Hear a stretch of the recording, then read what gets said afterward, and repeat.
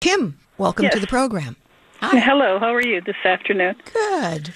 Good. I have a What's up? question. I talked to you several weeks ago, and I was talking to you about grandchildren and that, and I don't hear from them. They don't come and see me. And, your response was, well, that's a sign of the times. Do for myself, live my life, call them when you want to say hi, and let it go.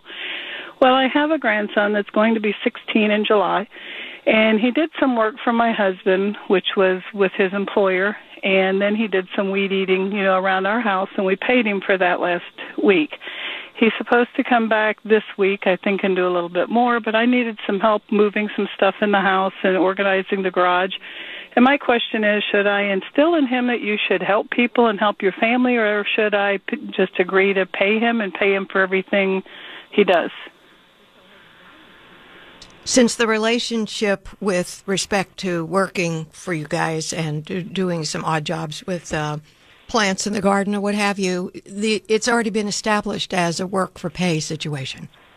Okay. And I don't think at 15, 16, and I don't think at 15, 16 that you're in the position to teach him something if he hasn't been taught it already.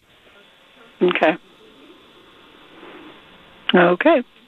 Guess that answers that. I'm sorry, they just weren't brought up right. You can't fix that now. By screwing him out of some money, it's not going to turn him into a nicer person who thinks his grandfather, now that he decided to come... You know something, Kim? I'm in the process of saying something, and you just go right over me. I'm sorry. Well, his grandfather, since he did start coming around, he said he spent some time in talking to him and told him how he wanted to grow up and want him to be a good man, and that he would like to spend more time with him and teach him more. So we're hoping that even though there's been an absence, and I blame the parents for that maybe he'll continue to come around. So that's why I was just unsure how we should handle it. So that's separate. I think Grandpa, I laud him for trying this. I hope it works. Grandpas are very, very, very powerful, important people most of the time. Lately in our society, not too much, but historically, yes. But the relationship of him doing the odd jobs was already established for payment.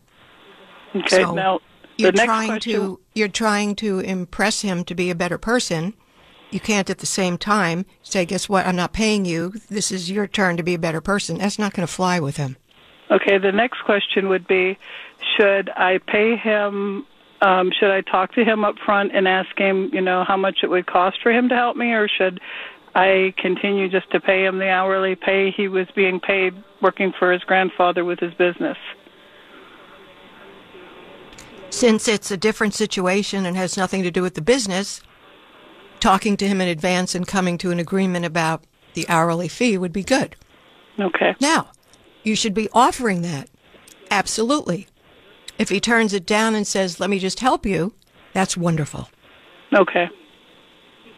Okay, thank you very much. You're very welcome, and I applaud you both for trying. Yeah, parents are not doing much of a parenting job anymore. Kids don't even realize that, doing stuff for Grandma and Grandpa, you just do it. I mean, there's certain things I think kids ought to be paid for if they're doing like hard labor, or you're wanting to give them some extra spending money. Yeah. But also, we should be doing things for each other in the family. Absolutely.